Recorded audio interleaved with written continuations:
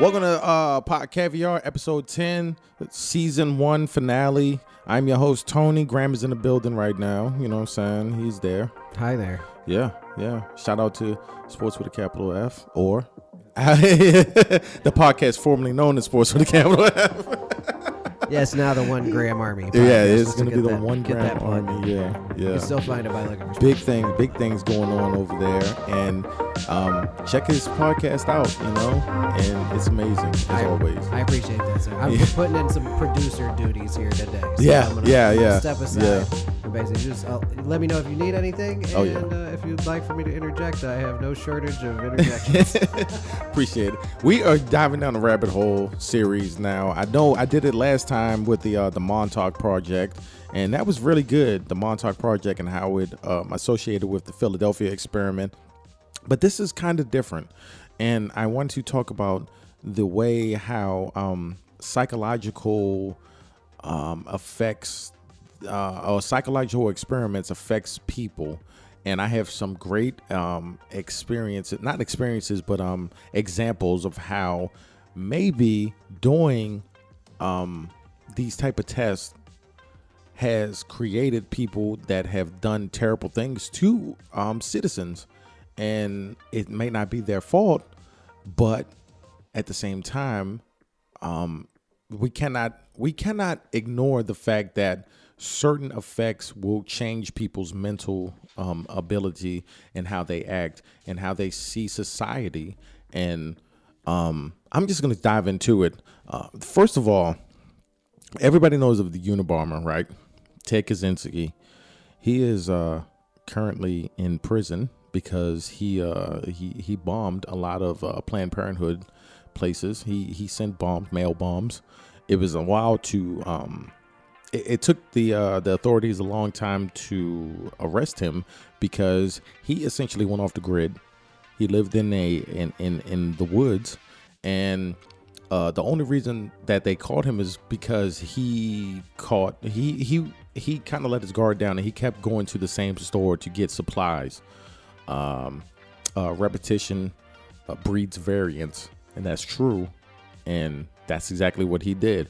But let me read this excerpt from Reddit and some information that I got on Ted Kaczynski. It says, as a sophomore, Kaczynski participated in a study described by author Alton Chase as a purposefully brutalizing psychological experiment. Led by Harvard psychologist Henry Murray, subjects were told they would be debating personal philosophy with a fellow student and were asked to write essays detailing their personal beliefs and aspirations, which is fine. Everything about this is fine, okay? The essays were turned over to an anonymous attorney who, in later session, would confront and belittle the suspect, making vehement, sweeping, and personally abusive attacks, using the content of the essays as ammunition, while electrodes monitored the subject's psychological reactions. These encounters were filmed, and the subject's expressions of rage were later played back to them repeatedly. The experiment ultimately lasted 3 years, with somebody verbally abusing and humiliating Kaczynski each week. In total, Kaczynski spent 200 hours as part of the study. Kaczynski's lawyers later attributed his hostility towards mind control techniques to this experience. Jesus Christ. Sorry, I didn't mean to jump in here. No, perfectly. Yeah. Jump in. Yes. I am someone, too, though, who is a great interest in psychological experiments. Right. I've done a lot of reading about Project MK Ultra. Yeah, and I'm about to talk about that, too. Yeah. Absolutely. Okay, so I'll save what I know about that for that. But right. I had never heard that about Ted Kaczynski. I didn't either. And I just came up across this. And after going through that, you have to understand, if you're in an experiment at Harvard, and Ted Kaczynski is a very smart man, very smart. But you have to understand, if you go through 200 hours of thinking that you're doing an experiment for one thing, and then somebody's using your words against you and absolutely coming at you and attacking you and doing that shit. The people conducting the experiment asked you to detail some things about yourself personally, and then put you in an environment like that, and not only like once or twice, right? And then we're like, hey, we're just conducting a weird psychological experiment. You're fine. Thank you. Here's $20. Go buy some beer. You're a college student. 200 hours. 200 hours. Yeah. Yeah. And then it was just Kaczynski is who we know about. Who are the other subjects that went through that? Absolutely. Well, and what have they what sort of minor atrocities may have they committed in their life? Exactly. Like started two families and like pitted them against each other, or like drowned children in his neighborhood, or just any sort of insane antisocial behavior that could have resulted from that we have. It's all about the psychological abuse. And I said this earlier, I think that this experiment really pushed them to the edge, and it created this monster. And a lot of the things that happen psychologically, we see this a lot in cults that pop up, either it's, Jim Jones or the cult that popped up in Colorado. I forgot the name, but it's just they start off really well, but then when you have a leader who's really good at changing people's psychological, how they see the they see the world and everything. If you can make a radical adjustment in how they perceive reality and the narrative of their own existence, in what amounts to a split second, right? You can just you can kind of take it and splice who they are, and take them down this complete other path with like trauma.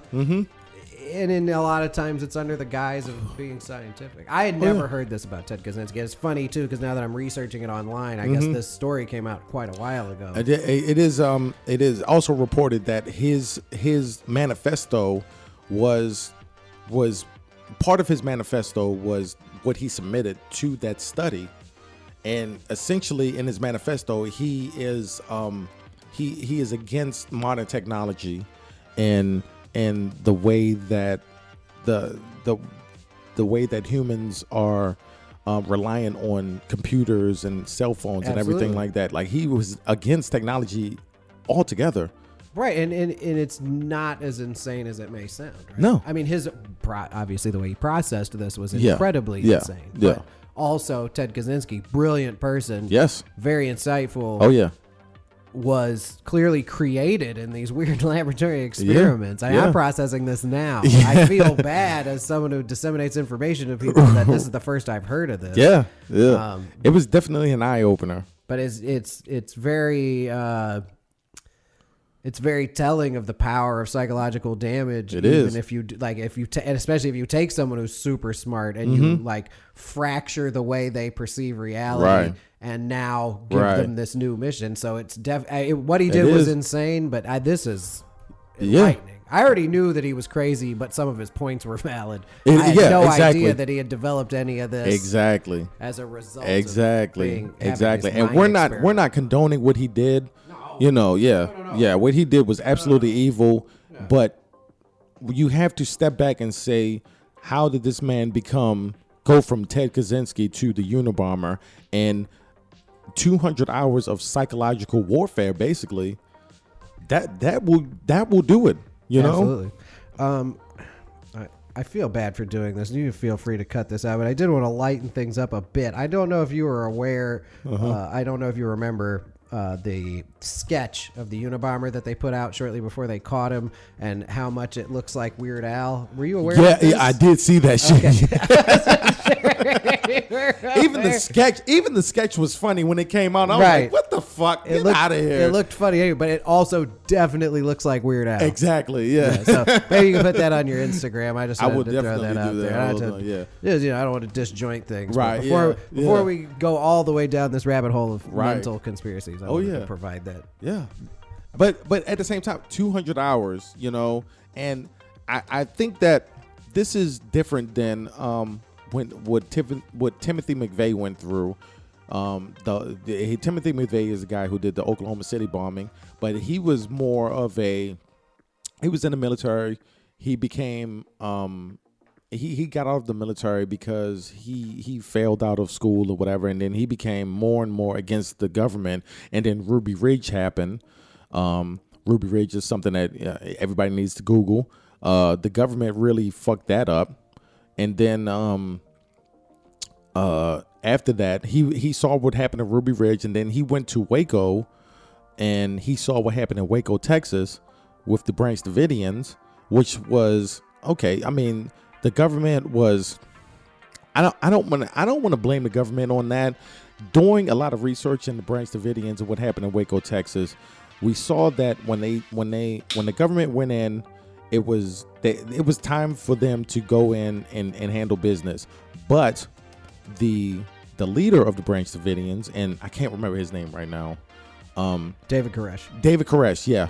He actually had inside the compound, they had hay stacks, and they doused them with gasoline.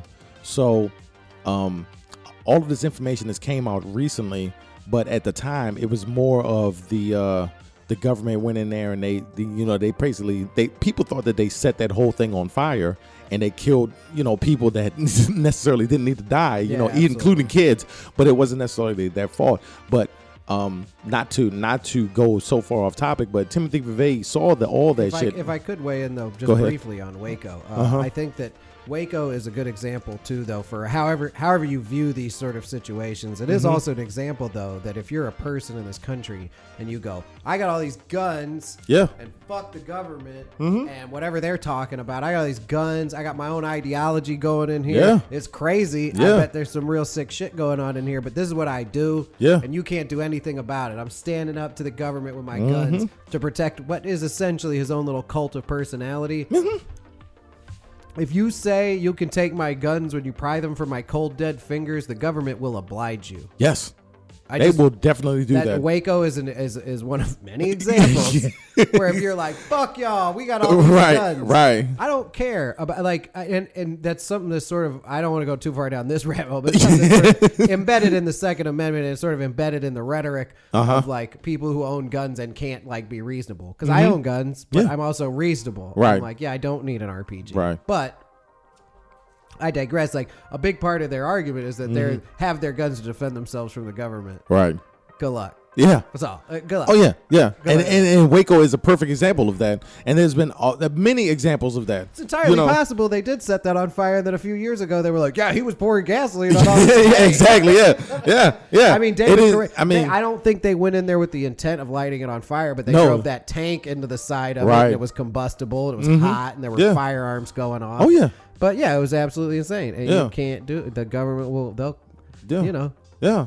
You cannot poke the government. The government is a big ass bear. Yeah. Eventually they're going to fucking come after you. Eventually now, in the circumstances in which we live, I hope I'm not jumping forward in your podcast, but obviously we're under the threat of domestic drone strikes from the government. Right. You know what I mean? Yeah. Obama, when they asked Obama, and all I wanted him to do was say no, but they asked him and they said, would you ever consider I remember that. Striking, or would you ever rule out using a drone strike domestically against an American citizen? And he was like, it's something I can't rule out. And I was like, you could have just said, I'd never do that. Yeah.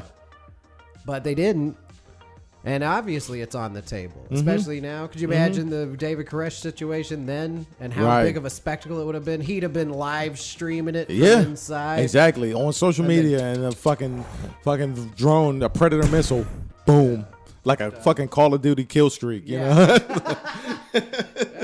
I mean, it's just crazy. Yeah, I didn't want to get us too far off topic, but that's what I always like to try to explain to people about Waco. Like, however you feel about it, it's a good example of the fact that, like, if you put up a stink like that, and you got some shit going on, and they want to see it, and you won't let them see it, they're gonna come see it. Oh yeah, they're gonna come see it. They need to know.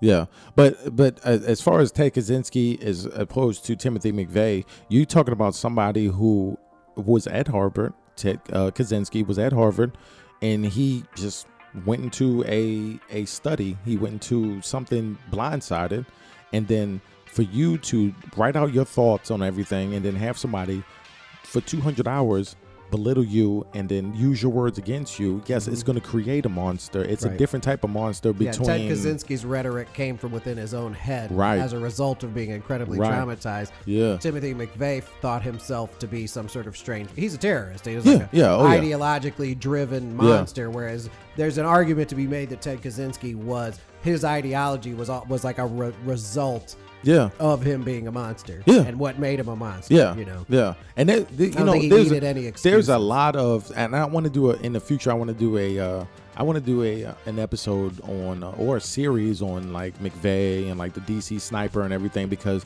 there's a lot of things that they came out afterwards, years afterwards, and there's a lot of information that came out and people don't understand, But Ted Kaczynski and then Timothy McVeigh, they both did horrible things, especially McVeigh, but they're different types of monsters. Absolutely. Well, and you're discussing specifically psychological experiments performed on people and what it may do to them. Right. And especially in a world where we understand psychologically what events do to people that just occur in the regular world. Oh yeah. If you weaponize that against people. Yeah. In a sense, to change who they are fundamentally, you never know what you're going to get. And that's about MK Ultra. The next point in the video, or the podcast, MK Ultra. Hold on, I could give you a brief synopsis. Give me a synopsis of it. MK Ultra, also called the CIA mind control program, is the code name given to a program of experiments on human subjects that were designed and undertaken by the United States Central Intelligence Agency and which were illegal at times. Experiments on human were intended to identify and develop drugs and procedures to be used in interrogations in order to weaken the individual and force confessions through mind control. This went on for a long time. I do want to interject something a bit that's not going to be in the initial study. That's the craziest part of it to me, is that they didn't really figure out a way to control people's minds, not to do a spoiler alert, but what they did do was give people heavy doses of acid, both against their will, in the case of the gentleman that jumped out the window. The Wormwood is the documentary on Netflix about that gentleman. Without their knowledge. And then also people would volunteer to be given it, but then they would put them in sensory deprivation tanks for the entirety of an LSD experience in complete darkness with no senses. And then they would do that regularly. Or give it to them and then interrogate them about something and promise that the experience would stop if they told them what they wanted to know. It's an absolute psychological I am thinking that horror. For me, and we can put our tinfoil hats on, I'm thinking that a lot of this is connected. MK Ultra, the Harvard experiments with Ted Kaczynski. There was even reports of a man that came up with a frequency that the human brain works on, and that they can push that frequency out through cell towers. And when he figured out that what the government was trying to do was take that frequency that our brains run on, push it out through cell towers to get people to mind control. He said that he's not going to work with the government anymore. But after he said that, they put him in jail. Basically, it seems like a conspiracy. Understandable. Can I play devil's advocate just for a moment? Oh yeah. The one thing I'll say, and I don't put any of this past them. Right. What I would say too, though, that I take is that in a lot of these situations, I believe that the government spent money studying these things, and probably obscene sums of money studying these things, but also probably to little to no effect. You know what I mean? Like, they probably were like, could we put something in the cell towers and make everybody go eat McDonald's or whatever? Like, could we do that? Let's spend some money finding it if we could. And then they were like, I don't know, you need way more power than this. You did a whole new infrastructure. I think that they evolved more so than abandoned the whole thing. No, I'm sure they're still doing that shit to me. Because how we have ads and how our data is tracked and everything, and how certain things are catered towards us Consider the money, though, that massive companies have in comparison, and that they spend in comparison to the United States government. So if you were a private company, though, and you were paying to use those facilities to study the way our brains work and in a focused manner, you're not the government. You're paying for this. Right. Like, you need results. You're not just throwing weird shit at it and giving people acid. Exactly. And being like, we're the men in black. Right. These people are like, no, we need to find out about these things. So what's to say that, like, the real research that's scary is being done in the private sector? It is. What's in Google's, what's in Google's basement, as opposed to the government? Because generally I look at the government like they're probably 20 years behind. Yeah. Like, the acid they're giving people now who are in sensory deprivation tanks isn't shit compared to whatever Elon Musk is pumping into the human blobs. That and it's a different thing. The government, and we know this. The government is not a well-oiled machine. But they won't run out of money. Because they tax everybody in the country, you feel me? But they might be taking money now from guys like that who are like, we need to use these facilities. But see, private companies, they are run off money. They can run out of money. Yeah. You make one wrong move and it's over. If they're more motivated for results, basically. Yeah. That's the difference. Yeah. Me and you both have worked for the government. Exactly. And we've worked in the private sector. Right. The difference is, to quote Ghostbusters, they expect results. Yeah. The private sector expects results. The government is like, sure. Oh, we need to know about this. Can we defeat the Russians with this weird liquid? Give it to everybody. Yeah. Give it to that guy. Yeah. See what he does. And then when it doesn't work, they're like, all right. Yeah. There's plenty of times where throw all these people out. Yeah, the government would throw money at equipment and shit, and it would just sit there like, we don't need this shit. It's not going to use it. And they'd be like, we're the government. They're looking for Ted Kaczynski, and all the while they're like, oh shit.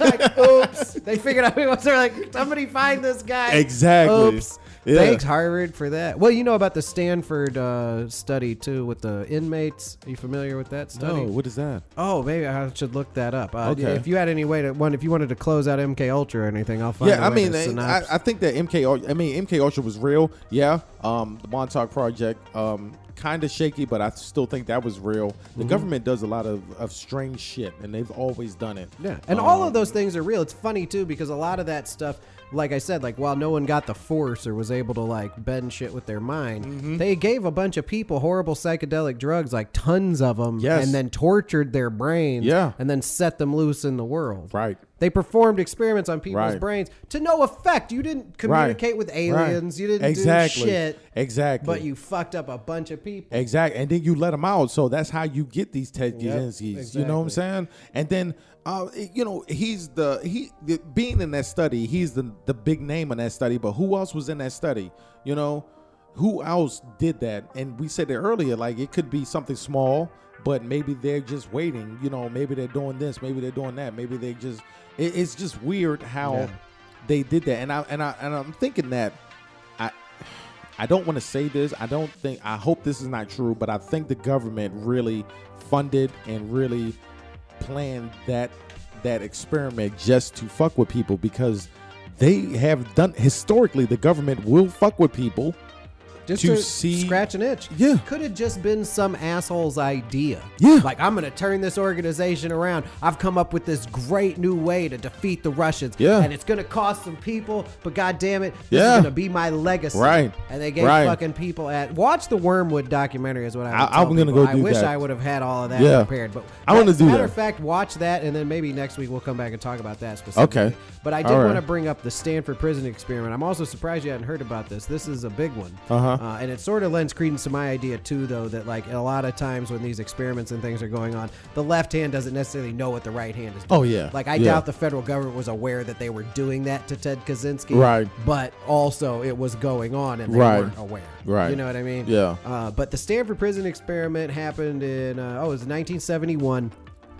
I had to pull it up on here just to give myself a better chance of explaining it. So what happened was, over the course of 6 days at Stanford University in 1971, the psychology class, they took, how many was it?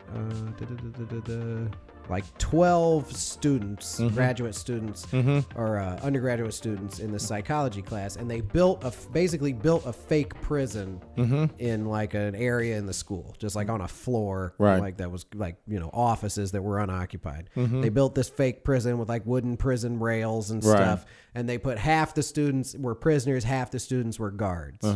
Right, and the idea was sort of to just study the psychological effects. They put some of these they put rules in effect about what the prisoners could do and about what the guards could do.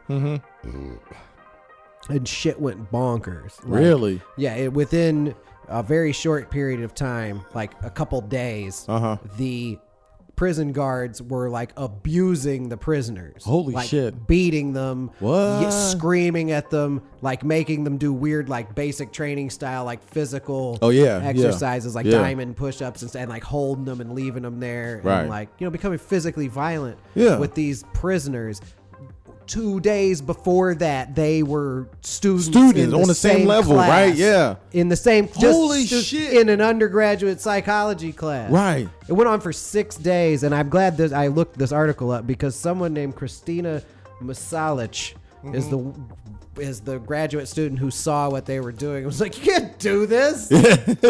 But like for 6 days, these students, including the ones perpetrating the brutal behavior on the prisoners, quote unquote, were like all of them victims of a strange mind control. And I'll tell you this too, you can Google it and you can look it up.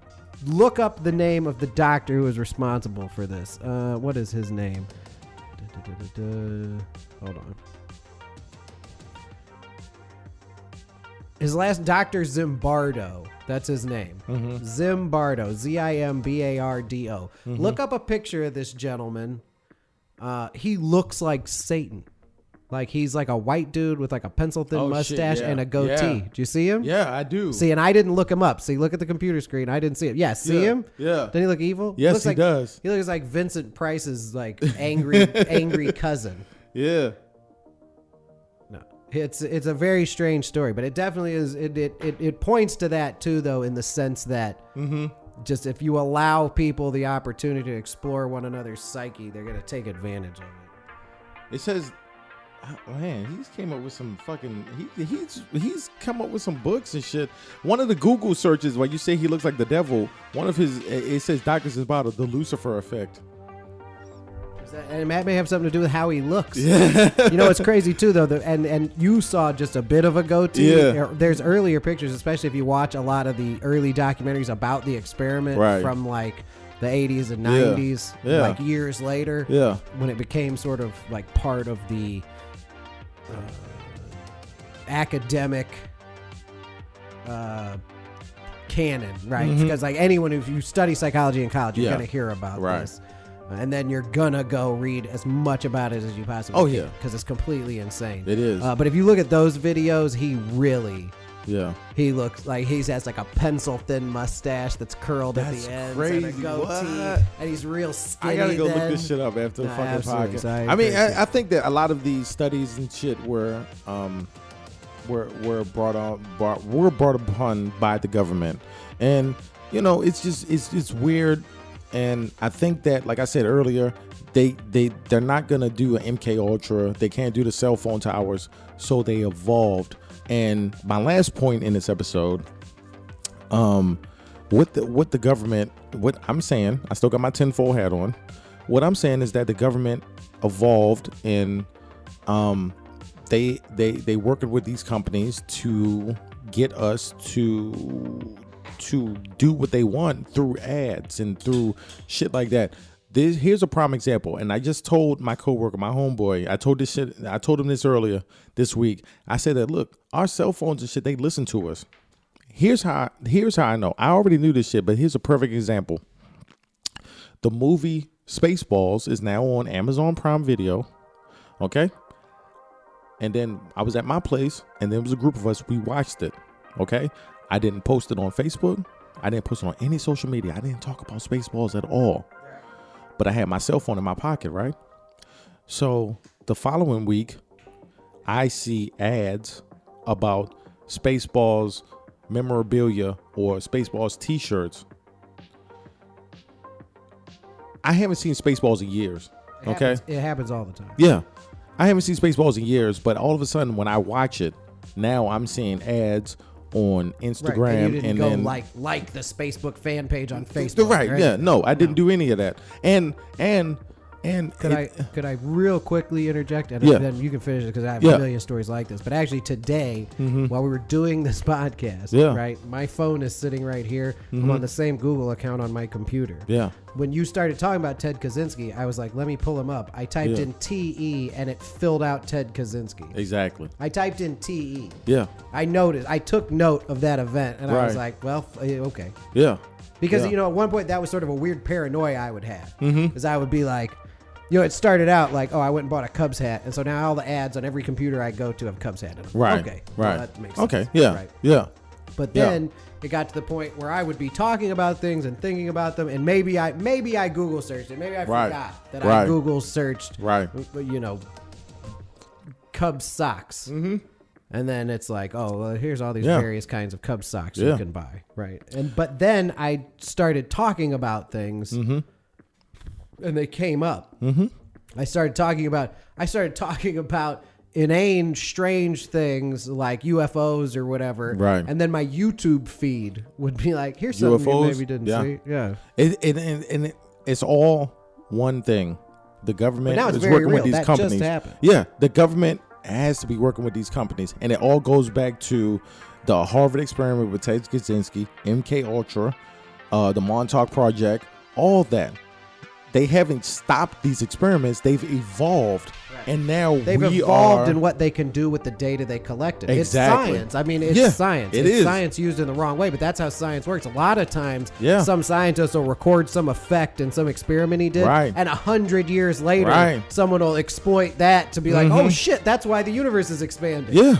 This thing this guy recorded 300 years, he's been dead forever. He was trying to figure out, like why wood is hard. Yeah. And he recorded these other weird events. Yeah. And then later someone was like, oh shit, that's proof that the moons move the tides. Exactly. And then going forward, it's going to be to the point that we don't have to speak it. We can think of some shit. You could be riding to work and be like, I need to get more dish detergent. And then all of a sudden, dish detergent ads. We've talked about this in previous episodes. It could play in my windshield on my way to work. Exactly. Yeah. I'm telling you, this is the future. Definitely. Okay? Conspiracy or not, this is the future. And this is why I love going down these rabbit holes with my podcast, because this shit is real. Yeah, I'm not just talking out of my ass. No, this is real. Weird conspiracy shit. And especially if you connect it to the idea of that this is a way they're going to shove more ads up your ass. You better goddamn believe it. Yeah. You better believe You fucking right. You fucking right. Just like I said on that fucking episode of Black Mirror where they were forced to watch fucking ads, and if you wanted to skip them, you had to pay. Yep. Is that not YouTube Red in a nutshell right there? Yeah. It absolutely is. It is. Yeah. Not to mention YouTube Red. Really what you get is YouTube from a few years ago where there weren't very many ads. Yep. Except for on like content creators who were monetized. And then they gave them the ad revenue. Yep. Instead of demonetizing everyone's fucking channels. Exactly. And still running ads and collecting the ad revenue. Yeah. Right, they still will do it on a video that's been demonetized. They still run an ad. Yeah, because they know everyone's watching. I've done that shit too with Game Caviar. Yep, and they know people are watching it, but they're running ads. Exactly. So what they do is they go, you can pay us money, and you won't see those ads like you already weren't a couple years ago, and you can turn your phone off, and the sound will still play. Yep, and that's it. Yeah, 100%. Yeah, this is the future. Now they have content. Don't forget, YouTube Red has great shows on YouTube Red. I'm glad. Yeah. None of those. None of them. I like YouTube channels. Yeah, exactly. YouTube content creators create channels, and I watch them. And YouTube's like, no, we're about to be TV. Right. Yeah. It's headed that way. Yeah. So, and it's just this whole episode was geared towards letting people know that this is real, and this shit has been going on for years. And believe it or not, accept it or not, this is the reality of the situation, and we're being targeted by company and we're being targeted by companies and the government, and it is what it is. But I don't want to get too deep into this, you know. Well, I could go longer. I was only passing you the 33 minutes. to let you know where you are. I mean, that's fine. Yeah. 32 minutes is fine. Yeah. The thing about this is that if we go too long, the only thing that will happen is the episode won't upload to SoundCloud because they limit how many minutes that you can upload. I don't fuck with SoundCloud either. Yeah. Fuck Spotify, too. Like, don't forget, you can listen to Pod Caviar on Spotify for some fucking reason. Some guy did 10 episodes of a podcast. I mean, you can listen to his podcast on Spotify. It's so surprising. I'm not salty at all. I'm rooting for you, man. We're in the same podcast. Right, yeah. But I just felt like that Sports with Cat Left show. Yeah. And then when you texted me the other day, like, how did you get on Spotify? I was like, absolutely random. You know, literally a thing I had been like chasing, like fucking Spotify. Right. I was like emailing them, and I was like, "Look, you got this guy's podcast on here. You guys have a lot of podcasts." And then all I did was upload my shit, and then I set up Spotify on Lip Sync. Shout out to Lip Sync. You know what I'm saying? And then they did all the rest. Yeah, I know. I remember you mentioned something about some lesbians helped you get on fucking Spotify. I didn't even. Because I paid for it. So no, I'm taking it. I'm being facetious. Obviously. Yeah, that's money well spent right there. None of this makes any sense. sense. Randomly one day, I was like, this says Spotify. Let me search on Spotify. Oh, Pod Caviar is right there. Yeah. Okay. Yeah. Hey, but this was a great episode. I don't want to dive into all this shit. You know what I'm saying? This is season 1. Hey, give out your number too, though. Yeah. It's 443-747-1417, you know. And then I think you get way more calls than I do. I get random calls. Yeah, I do. From people. I get calls. Weird. I get calls in Sports with Caviar podcast. Oh, and I do. Well, if anyone's followed us over here, I do want to say that I'll be getting. I will get back. We may do one more episode where I clean out the voicemail. Yeah. Or I'll bring them back. It doesn't matter. Yeah, fuck it. Yeah. Now, to all your listeners, don't forget to go check out the Sports with Caviar podcast. It's going to be changing formats. If you listen to the most recent episode, I explain myself there. But it's a good time. It's not about sports, and it's definitely not going to be about sports moving forward. It wasn't already. Right. But that's sort of misleading to tell people. We touch on sports. You know, it's like if it's some relevant shit, we'll be like, okay, let's talk about this. But yeah. It's not a sports podcast anymore. So go check it out. But listen to the most recent episode. Tony is there. Pod Caviar, the 1 Gram Army podcast, release date to be determined. Hell yeah. Yep. We're going to do this shit big, man. When you fucking do that shit, man, I'm telling you, I'm going to go yard. It's going to be an event. Yeah. You got to. We talk about space a lot. Hell yeah. Yes. We talk about all that shit. Do you remember when we did music, and then I remember you had a recording, some fucking elderly woman left you some voicemails, and they were the wildest shit ever. I have the cassette tape, man. It's actually sitting right up there. The cassette tape to the right of that thing up there on that shelf. There's a cassette tape, listen, of a woman who, when I was in high school, called the house and left a voicemail on a fucking machine, on an answering machine. And she was telling a whole story about getting a waffle. Yeah, yes. She went to Waffle House. It was she went so to Baker weird. Square and got a waffle. She talked about some lady who worked at the nursing home and told her to shut up.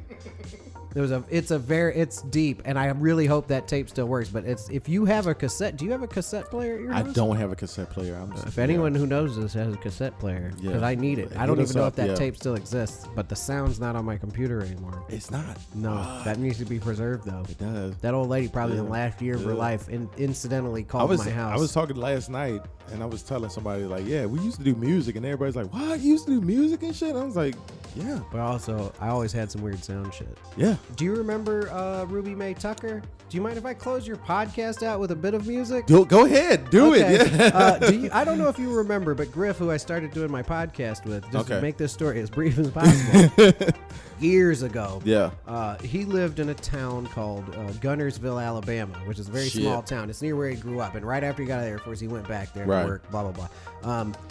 He noticed that, and this is like in the sort of 2005, 2006 time range. He noticed that in this town, there was a local paper, like sort of like a penny trader at his local grocery store. And it had classified ads in it. And a lot of them were dating ads. Okay. Right? Because this is largely before mass online dating. Right. And it's also before What year was it? Just to give 2006, 2006. Okay, yeah. 2005 right. time range. Okay. So this is sort of before like massive online dating, but also still the internet exists. Right. For most people. Yeah. Anyone with a computer. It's not like it is now where every human being with $40 is on the internet. But of course. It was still pretty prevalent. But in this small town where Griff lived, there were a lot of personal ads in there. So me and him spoke pretty regularly on the phone. We had this idea. Well, we'll make this person named Ruby Mae Tucker, who's like, and he wrote this ridiculous personal ad where she was like she was like, I'm 365 pounds, 5'3". I love NASCAR and hunting. And like, it was really relatively disrespectful. Right. But we put it on a website and it was called banjolove.com. And it was like her ad. Yeah. So then, and he went and got a P.O. box to receive love letters from this personal ad. So he started getting letters. No shit. Yeah, he started getting letters, right? Like lots of letters. Letters that included weird pictures too. What the fuck? Of like hysterical hillbillies. Now we didn't put the pictures online. Right. We had them on a secret website. And you had to type the URL in to get to it. Right. So it was a good time for us. And then he would scan the letters and put them on the website. So then he got a phone with a voicemail on it. Oh shit. So he had a girl at his job who wrote a few letters back to a few of the choicest people with a phone number on it that they could call, and he asked them to leave a poem. Oh my God. Okay, so he had all these letters, and he had put this thing out, and the voicemails were starting to come in. Right. Most of it was very sad.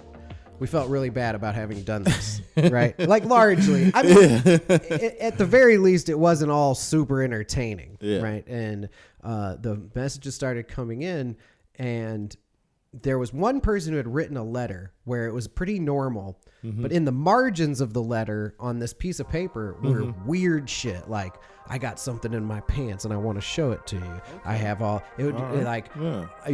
think about things and I shouldn't think about them, but I put my hand in my pants, like in the margins of this thing, right? Okay. I'd like for you to come over sometime. Maybe you could stay forever, ha ha ha. Yeah. And so I dubbed this person the White Trash Strangler, and he was the guy who I was like, send that guy the thing with the voicemail to. Right. And that guy called the voicemail a bunch. Oh shit. Really? A bunch. Really? Yeah.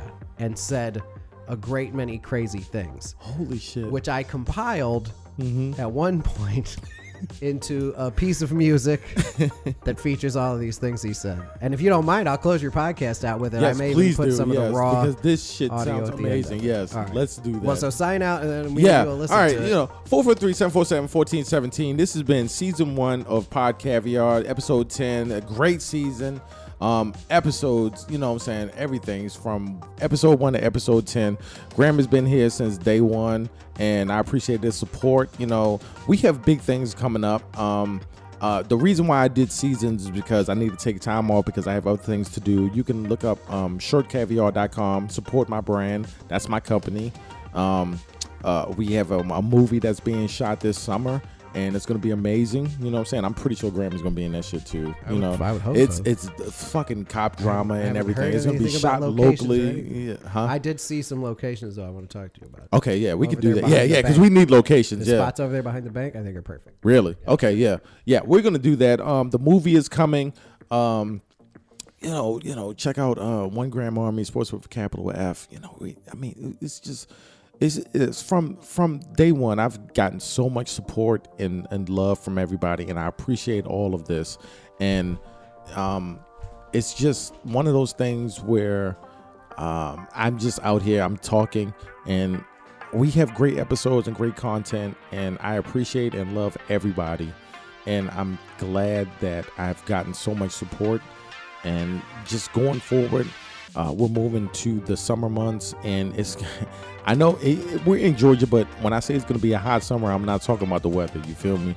We have a lot going on, and check us all out. And I'll be back, and Graham and I will be back doing a lot of things, and man, big things. Great episodes are going to come, and I appreciate all the episodes, and not all the episodes. I appreciate all the support and everything, and I love y'all, and I'm out.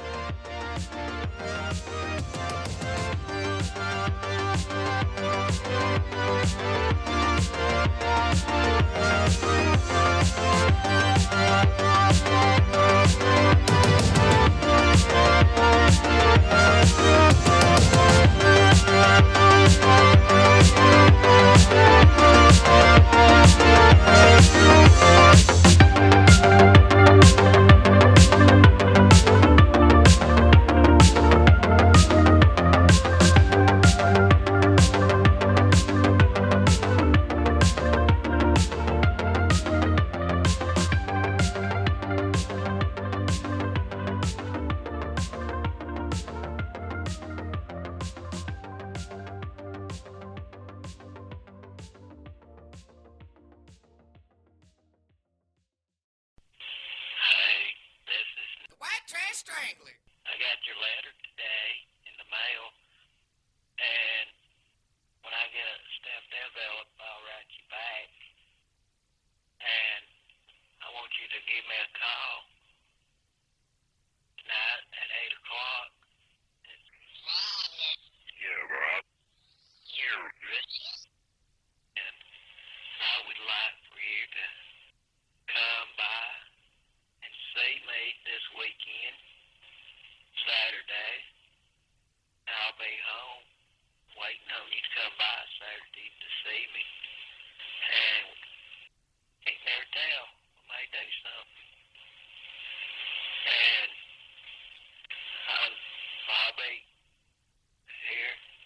I got to run to the store about around 4:30, 5 o'clock. I'll be back. And you can call me tonight at 8 p.m. It's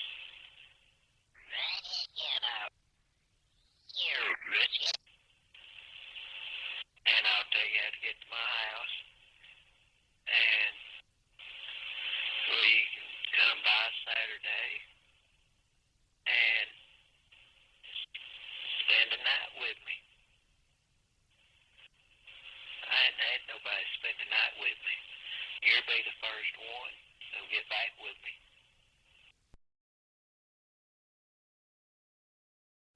This is the White Trash Strangler. I was calling back to see if you got my phone number.